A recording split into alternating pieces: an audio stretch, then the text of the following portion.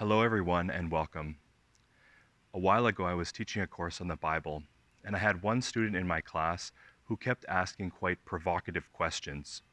Now, to be honest, at times, these questions could be a bit frustrating. I didn't always know how to answer them, and they could be a bit, disruptive to the class at times.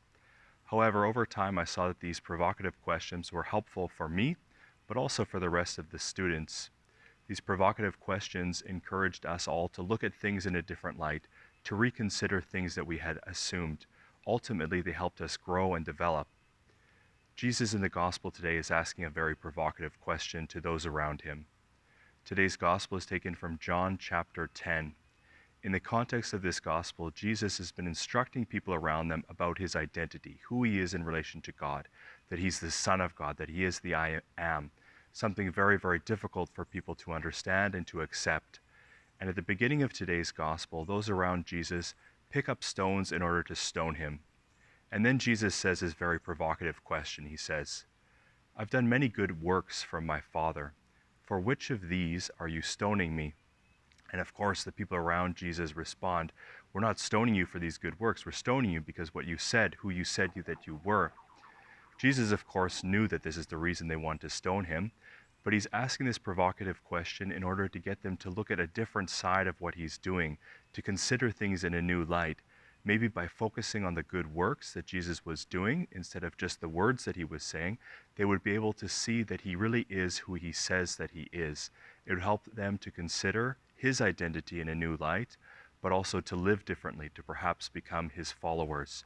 Jesus provokes them so that they can see things differently and that they too can grow. He asks this very provocative question.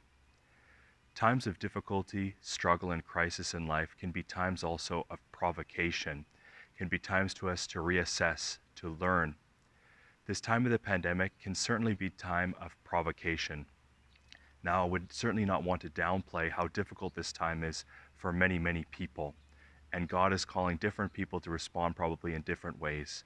But for some of us, for a lot of us perhaps, this pandemic could also be a time of provocation, where God is provoking us to ask ourselves difficult questions, to focus on what is most important in our life, who is most important, maybe to refocus on more important activities in our life. This is a time of provocation for us, a time for us hopefully to grow, to ask questions, to learn, so that we can develop our lives in a way that we can change even after this pandemic is finished. So perhaps today we could just ask ourselves a simple question. How in the midst of this pandemic is God provoking me? Is he provoking me with questions about my life, who I am, and how I want to live? God bless you and take care.